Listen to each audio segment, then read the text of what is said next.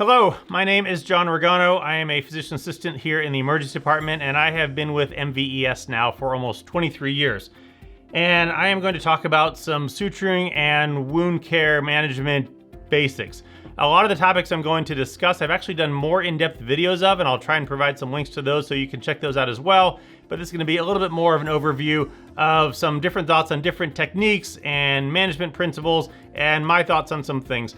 Now, with these procedures, as with so many things else in medicine, there is no 100% right or wrong. There are plenty of not wrong ways to get to the same end goal in medicine. So take what I'm saying and eventually make your own practice style out of things.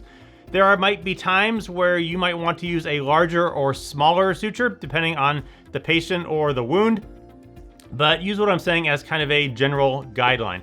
For doing the procedures, all of our emergency departments have laceration carts. The carts look a little bit different at each of the places, but for the most part, the stuff that's in it or in them are the same. They're just set up a little bit differently. So take some time and familiarize yourself with where things are in the different carts. And there are some places like at Upper Valley where things like saline and soap and bacitracin you're going to need to get out of the Pyxis. Usually these carts I will take into the patient's room, and I will use these carts as a tabletop to put whatever laceration tray, or if I'm doing an abscess, I use it kind of as a table to put things on, and then you have access to all the stuff in the drawers for doing dressings and stuff afterwards.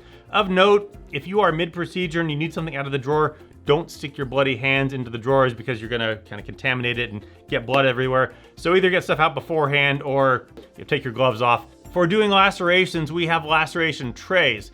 And I'll put these laceration trays on the cart, and these trays are sterile. And you open the trays, they're sterile, and then you're gonna put some sterile suture into it. And, excuse me. I'm sorry to interrupt. Sorry. I just wanted to interject something, is that okay? Yeah, have at it. All right, appreciate that.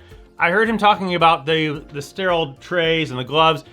And the question that arises from that is that when you're doing procedures like lacerations and abscesses, do you need to do them as a sterile procedure? The short answer to that question is no, you don't. The long answer is that they've done studies comparing tap water to sterile saline and the non-sterile gloves in the boxes on the wall compared to sterile surgical gloves. And what they found was that the infection rates in the non-sterile group are not any worse than the infection rates in the sterile group. Interesting. And I know, that's interesting. Yeah, I didn't know that. I thought that too. These procedures, they are already kind of by definition not sterile. These lacerations are not occurring in a sterile environment. Some of them really not sterile. Like you get the dirty chainsaw that cuts your leg, that's a dirty wound. And with abscesses, you're already kind of sticking your hand down in the gutter. It's already infected.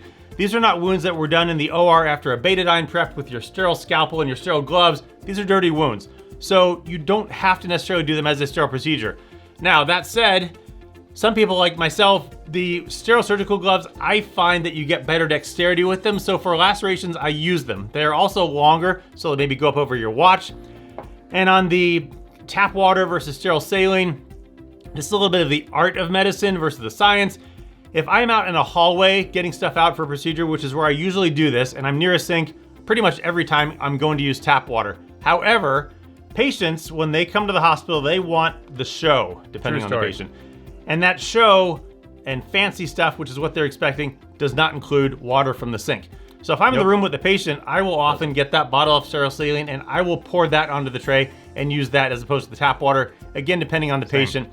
But point being, you don't have to do these as sterile procedures if you don't want. I think some of the stuff is nicer, and if you're in the room with the patient, just kind of consider your audience. So that, again, I apologize for interjecting. No, it's okay. I will let you get back. You like my hat? Yeah, cool hat. Anyway, listen to him, smart guy, and I'm gonna get out of here, and he knows I'm gonna go. Catch you later. I appreciate it, yeah. Appreciate him stopping by, and I agree with what he says. He seems like a smart dude. You can do these things as a sterile procedure, or you cannot, depending, and it just really, or somewhere in the middle. It kind of depends on the situation and the patient and the wound and all sorts of things like that. So appreciate that and kind of take that into consideration. Now, back to where we were before that, the laceration trays that we have, For me, I will take them, I will open them, I'll put them on the cart, and I'm kind of a neat person, so I get rid of everything that I don't need. I get rid of the wrapper, I take the 4x4s, I sit them down, everything. I don't put a bunch of trash on the tray, because especially if there's gonna be sharp things on the tray, maybe a needle with a syringe and the sharp stuff from the sutures, and I wanna know where that is on the tray so I don't stick myself, so I get that all out of the way. And I think this also goes back to, it just makes you look a little bit more like you know what you're doing if you have kind of a clean field. I will put in the 2 small sections of the tray. In one, I will put water or saline, depending. And in the other one, I will put soapy water or soapy saline, again, depending. Because mid-procedure, I often will want to wipe things down, and that gives you a nice access to that right there. I'll get out all the suture that I need, and then I will have a go kind of at the wound. Now, next topic is anesthetics. We have several options for getting things numb. One of them that we use frequently on kids is LET gel. LET is lidocaine, epinephrine, and tetracaine. It comes as either a gel or an ointment. We've had both, and typically you get the syringe, you squirt it onto a 2x2 or a cotton ball, and then you put that on the patient, again, usually the kid's wound, and you tape that on there and you let it sit for about a half hour. I will often do this in front of the kid. That way they can see that this stuff is nothing scary. And I put it on, I think it helps build trust with the kid. You say, hey, this is not gonna hurt, it's a little bit cold. You put it on, you leave that on for about a half hour. The skin will blanch around that because of the epinephrine. And sometimes you can get away with no additional anesthetics. I've had kids sleep through it after putting it on there.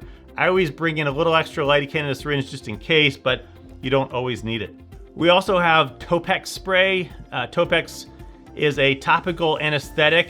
It comes with a little straw, and this works great for dental blocks. You use it for intraoral, you spray it back in there. It's 1 metered spray, and it numbs the intraoral mucosa so they don't feel the needle.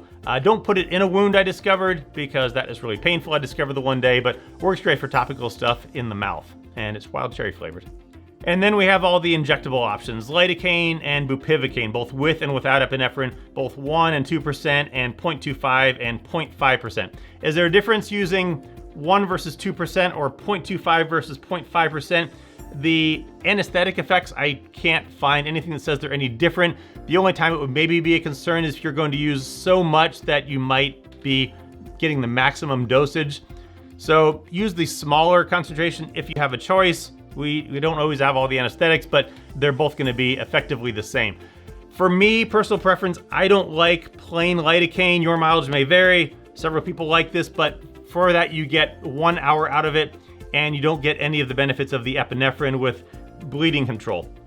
There is the thought that you shouldn't use epinephrine in fingers, nose, penis, and toes. That is actually for the most part bogus without going into all the details.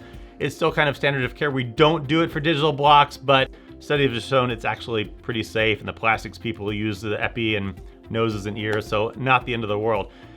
I always use epinephrine if I can, both for the bleeding control and it lasts a little bit longer. Lidocaine versus bupivacaine, they both onset is both pretty quick, and they're going to last for 3 to 5 or more hours, so plenty of time for what you're doing in the emergency department. For digital blocks, this is where I really don't like the plain lidocaine, because you get an hour out of it. You do the digital block and you say, great, I'll give that about 10 minutes to get numb. And sometimes you get back in 10 minutes because it's not busy, but sometimes you get sidetracked with a bunch of patients and you get back in an hour, and you're now an hour into your digital block, and you gotta go get a real drug, the bupivacaine. So I don't like plain lidocaine for digital blocks. And also, side note, if a patient has a chopped off finger, don't keep giving them a bunch of Dilaudid, just block their finger, and that'll take care of all their pain till almost tomorrow. We get patients from outside hospitals that have had that, just block their finger, and that will take care of it. Now, for doing the anesthesia in the carts, we have different size needles and syringes. Needle sizes, we have 30 gauge, 27, 25, 2 sizes of 25, both 1.5 inches and a 5/8, and then an 18 gauge. The only studies I can find on pain control and needle size were all dental studies that said patients couldn't tell a difference between 25 and 27. So I use 25 gauges for intraoral stuff. For digital blocks, I will usually use the 5/8 25 gauge needle. And then for arms and legs, a lot of times I'll use that 1.5 inch 25 gauge needle. For small stuff on the face and for kids, a lot of times I'll use that little baby 30 gauge. Just depends. Again, see what you think about the wound and use what you think is appropriate. For the small ones, I'll often tell people this 30 gauge, this is the smallest needle we have because people are afraid of needles. Now on the syringe size, we have 3, 5, 10, I think 20, 30, and maybe 60 cc syringes. When you're doing the injecting of the lidocaine or the anesthetic into a wound, use the smallest syringe size you can for the wound that you think you're going to need. So for instance, if you think you're going to use about a half cc of lidocaine on this small forehead wound, use the 3 cc syringe because you're going to have a lot more fine control of it than you are trying to inject a half cc out of a 10 cc syringe. If you're going to irrigate a wound, get the 30 or the 60 cc syringe and you can put the splash guard on it. That way you don't spray yourself with it and it's a lot less refilling the syringe. Also, alternatively, for irrigating the wound, you can have the patient put their stuff, their arm or wherever it is under the sink if it's amenable to that, because it's more the volume, the dilution of all of the fluid as opposed to just a couple squirts of it. So if you can do that, that's all the better. Next topic is wound closure materials. We have several options for this. You can use Dermabond. Dermabond is skin glue. It is effectively like super glue. They're all cyanoacrylate. Dermabond is a little bit more flexible. It has a little more antibacterial properties. It works well on wounds that are not dirty. If you have a bite wound, you don't want to put Dermabond over because it's going to seal all that bacteria in there. Dermabond also works well in areas where there are low tension. So if the wound is already well reapproximated, works very well on faces. Not over a knuckle, it's not that flexible, not on places that are going to have a lot of contact. So right here, it's going to wear off quicker, but there are a lot of places that the glue can work well. Similarly, you can use steri-strips. We have several different sizes of steri-strips from thin to thick. Cut it down to the appropriate length for the wound. And again, if it's not under a lot of tension, it can work well for places like that. And again, it's no pain to the patient. And those steri-strips will stay on for a long time, even through showering. Next are staples. Staples work well, especially in scalp wounds. However, if you have a patient that you don't think is going to follow up, like the homeless guy, don't put staples in because they are never coming out. Put the absorbable stuff in the scalp of someone that you think is not ever going to follow up. But staples can be very nice. They're quick, they're easy. I've heard some people say don't anesthetize the wound before staples. I always do that because I feel like the staples are going to be painful. And then after staples would be sutures, a bunch of different suture types in the drawer. There are the non-absorbable sutures, which would be Prolene and Ethylon. The Ethylon tends to be black, it's nylon. The Prolene tends to be blue, it's polypropylene. They're both effectively nylon and they are non-absorbable. You're going to put those on the outside. On the inside of the wound, we have a bunch of options for absorbable sutures. We have Vicryl and PDS. I use those somewhat interchangeably. They are both going to take about 3 to 4 weeks before they absorb. So a lot of wounds are going to need deep sutures because the surface stitches are going to come out, especially on the face, are going to come out in 5 to 7 days. And if there's not something deep to hold that wound with good reapproximation, the scar can have a tendency to widen. You need something to give it support down underneath. So a lot of wounds are going to need deep sutures, so try and become very comfortable doing those. Faces are going to need them, arms, legs, a lot of them are going to need that. So absorbable options, we have Vicryl and PDS, which like I said, are gonna go for about a month, roughly. There is Vicryl Rapide, that's going to go for about 2 weeks.